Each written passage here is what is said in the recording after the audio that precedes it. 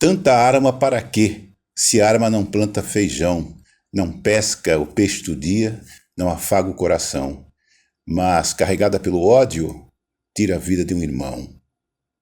Tanta arma, que absurdo, em toda parte empunhada, com o frio metal da morte, e a morte dando risada do sujeito de mãos limpas e sem direito a nada. Tanta arma desse jeito plantada em todo o Brasil, como se arma fosse semente, não fosse pistola, fuzil, coisas que odeiam a paz e pedem uma guerra civil.